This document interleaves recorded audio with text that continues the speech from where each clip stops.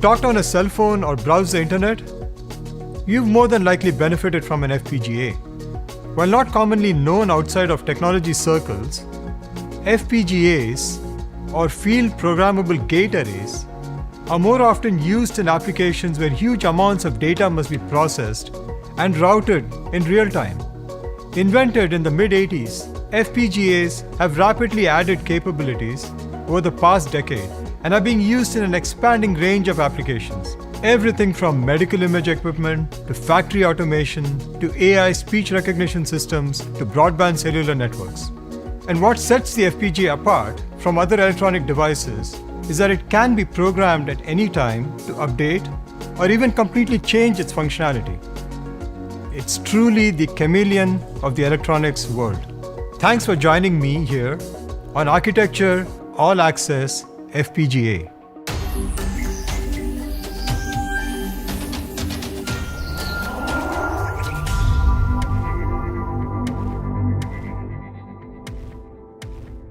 First, a bit about myself. My name is Prakash Iyer, and I've worked for close to 3 decades in this computing industry as a technology designer and implementer, almost all of it at Intel after my graduate studies. I've experienced 3 major epochs during this time, each energizing the kid in the candy store inside of me to make an impact. My first decade was all about the compute spiral. More software begets more and faster CPUs, which then begets more software. The second decade was about creating mobile, connected everywhere devices and unifying the experiences around data, voice, and media. The third decade, building on, has been about big data and intelligence and acceleration of data processing in industries all around us, which is precisely the setup that was tailor-made for FPGAs. In my talk today, we look at the basic building blocks of the FPGA and how those building blocks are combined to create the FPGA as we know it today. We'll also talk about how FPGAs are programmed and review the cutting-edge applications that FPGAs are enabling. Ready? Let's get started.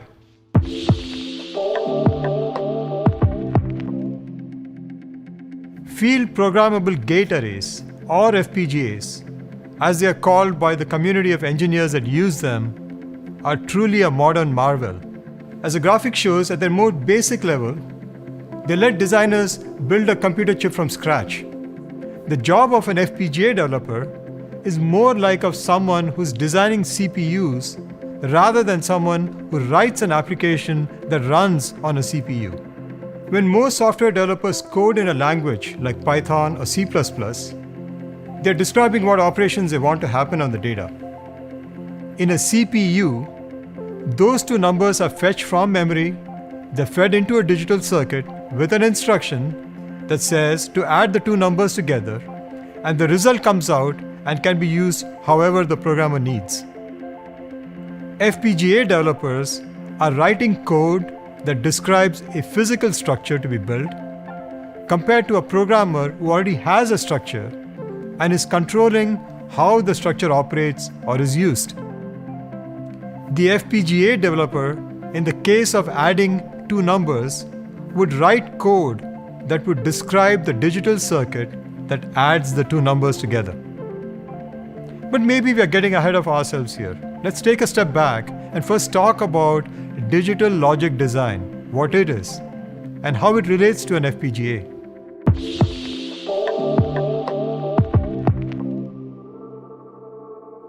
Before we can truly understand FPGAs, we need to understand the basic building blocks for these devices. The first thing you need to understand is that hardware designers use digital logic design to create all of the structures that make up a modern chip like a CPU, using 3 basic gates. These are the AND gate, the OR gate, and the inverter or NOT gate. The AND gate means that both inputs must be a 1 for the output to be a 1. The OR gate output is a 1 when either of its inputs is a 1, and the inverter simply transforms a 0 to a 1 or a 1 to a 0. De Morgan's theorem states that with these 3 gates, we can build all digital logic circuits. Now, underlying these gates, there are transistors created out of semiconductor material. Well, that is beyond the scope of what we want to get into. These details are abstracted away to make the FPGA designer's life much easier.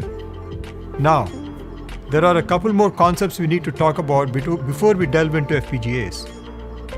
The first is a concept of a clock and a flip-flop. A clock is a voltage that rises and falls at a set frequency. The time between the rising edges of the clock is a period which measured in seconds or some fractions thereof. Once we know the period, we can figure out how many times the clock rises and falls in some unit of time. You'll often see this number when you buy a new computer called out as megahertz or gigahertz. FPGAs typically operate in hundreds of megahertz, meaning the clock rises 100 million times in a second. The second most important component for a logic design is a flip-flop. The flip-flop, also called a flop in short, is a storage device that can be created using the gates we just described. But what makes a flip-flop useful is that its input, which is called the D input, is only captured when the clock goes from a 0 to a 1. And that output is then stored on the output of the flip-flop. No matter if the D input changes, the value of D won't be replaced in the Q output until the clock rises again. Let's look at how we can use logic gates to build a simple function that adds two numbers together. Since transistors can only handle ones and zeros, all of our math must also only use ones and zeros. Here is what happens when you add two single-digit binary numbers together. If I add a 0 and a 0, I get a 0. If I add a 1 and a 0, or a 0 and a 1, I get a 1. But if I add a 1 and a 1, I should get a 0 because there is no 2 in the binary system. Instead, I would assert the carry bit, saying that the addition overflowed. So it's very similar to what you do in decimal math when you add from right to left.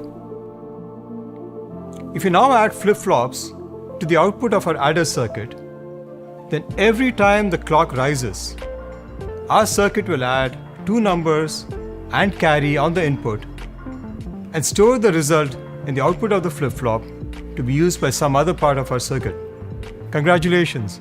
You've now taken your first step to becoming a logic designer. If you were to now go on and build this structure in a silicon device using the latest fab process, you would need to spend tens if not hundreds of millions of dollars. But the FPGA, which is also built on these latest fab processes, lets designers build the circuit at a fraction of the cost.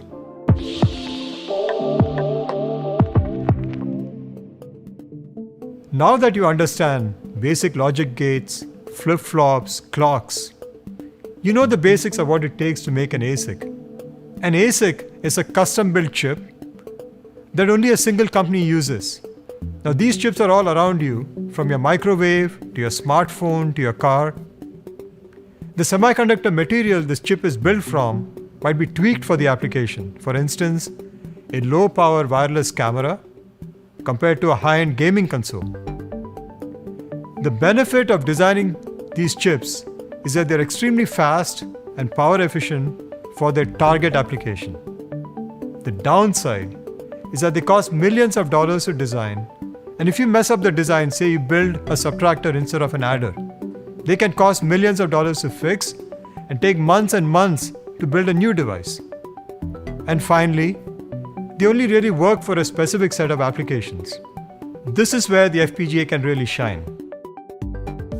While it is not quite as fast or quite as low power as what you would have built with an ASIC, an FPGA can be reprogrammed in a matter of seconds with a new feature, a new application, or a fix for a current application, even being reprogrammed when it's deployed in the field.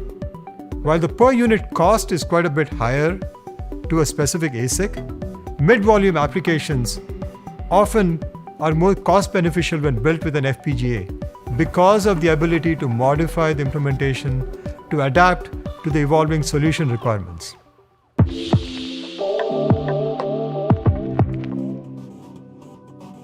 Now let's take a look at the basic building blocks of an FPGA. The first fundamental building block that started this whole FPGA revolution was a lookup table. We call it a LUT, and that's connected to a flip-flop. As this picture shows, the lookup table allows for logic functions to be programmed. Now, how do we do this?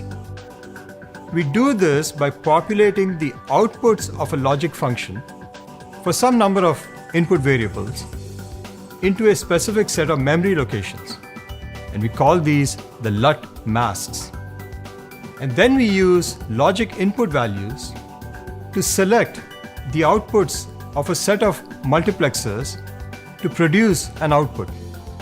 Suppose we have a 4-input logic circuit where the output is a 1 only when exactly 2 of its inputs are a 1, and that's what's shown in that truth table alongside that graphic. The outputs are loaded into this LUT RAM masked bits. Then when an input is applied, in my example, I've chosen 0, 1, 0, 1 for A, B, C, and D. The appropriate value is selected from the mask and presented at the output Y. These LUTs and flip-flops, as you can now see in this graphic, are now put together into larger structures called adaptive logic modules, or ALMs. As FPGAs have evolved, FPGA architects have added additional helper logic to make common functions like addition easier to implement.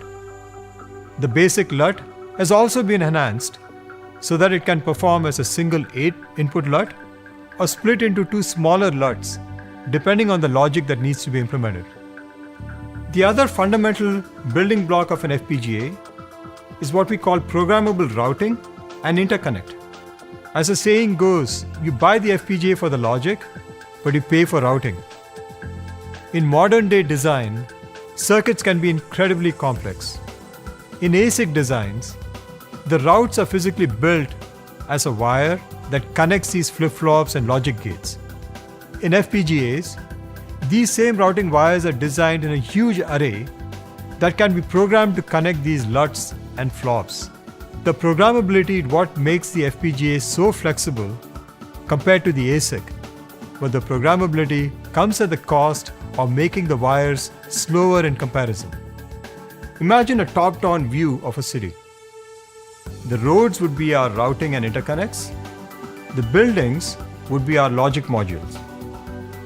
A typical city has roads which allow traffic to flow between the lots of different buildings, so there isn't really a programmed route. Empty buildings also don't really have a purpose, so they don't have a specific task that they perform. This is the state that our FPGA starts in. The act of programming an FPGA is like configuring each building for a specific task, such as a restaurant or an office building, and setting the streets as a series of one-way routes.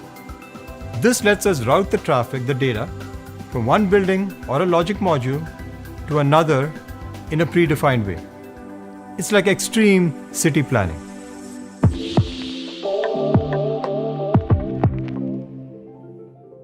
As FPGAs have evolved, more and more hardware features have been added to make them both easier to use and better suited to a larger variety of applications. The first hardware feature to be added to FPGAs were larger on-chip writable memory blocks. The larger memory blocks are in the range of tens of thousands of bits with multiple read and write interfaces with hundreds or even thousands of these memory blocks dispersed all through the FPGA. Along with memory, digital signal processors or DSPs were added to increase the computational power to speed up floating point and other matrix math functions that are resource intensive to implement in discrete logic gates. Finally, many recent FPGAs have added complete processing subsystems that have CPUs and CPU peripherals built right next to the FPGA fabric. All of these building blocks are then paired with a rich set of programmable IOs to serve a broad range of applications, from video and media to Ethernet to platform connectivity. Modern FPGAs implement these IOs using chiplets or tiles that are then connected to this main FPGA chip. This not only allows different combinations of IOs to be introduced into our products, but it also allows IO features to evolve on a different time scale from the main FPGA. To go back and to extend our city analogy, memory blocks are like warehouses spread throughout the city where we can store data close to where it needs to be processed at a later time. DSPs and these CPU blocks are specialized buildings that can process the data with a fraction of the power, and the programmable IOs are those highways that connect our city to cities off our chip. The dilemma that FPGA designers face is how to balance programmable and hardened features. Since FPGA developers buy the entire chip, they are still paying for features that they may not need or use. On the other hand, if there are too few hardened features, then the device may not be competitive in the market because too much of the precious programmable logic has been used to implement features that could have been hardened. And hardened features are typically faster and lower power than what can be implemented in the FPGA programmable area. So what you end up with in the modern FPGA is a mixture of programmable logic and hardened functionalities such as CPUs or networking and storage protocol logic, security processors, cryptographic algorithms, or AI specialized DSPs. FPGAs are no longer a sea of gates. Rather, they are a complex mixtures of programmable logic and hardened optimized digital logic blocks, often targeted at specific markets, but still very useful in a wide variety of general markets.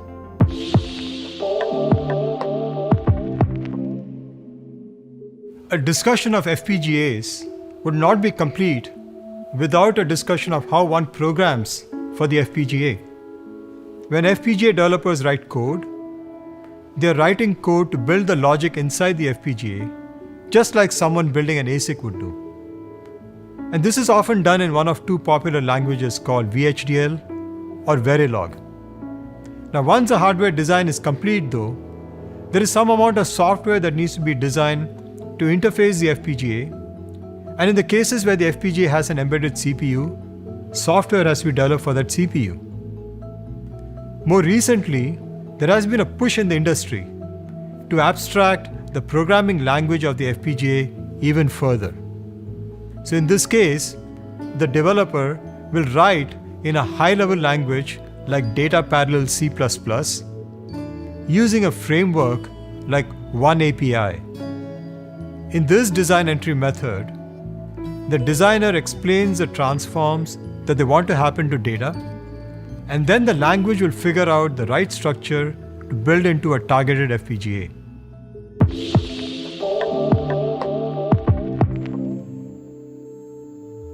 You'll often see FPGAs in applications that are leading edge and requiring real-time, low-latency decisions to be made.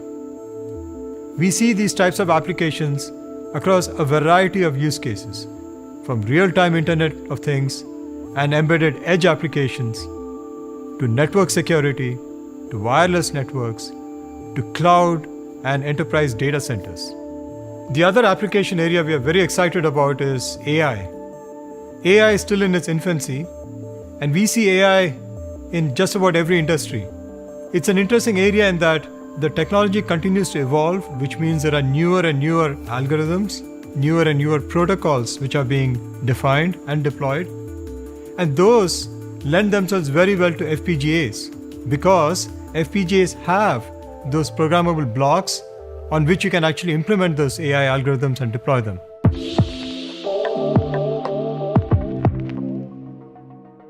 The capabilities of the programmable fabric and the hardened logic in FPGAs will continue to evolve in time as this industry evolves. In the bike race of technology, the FPGA is a sprinter that will jump out ahead of the pack.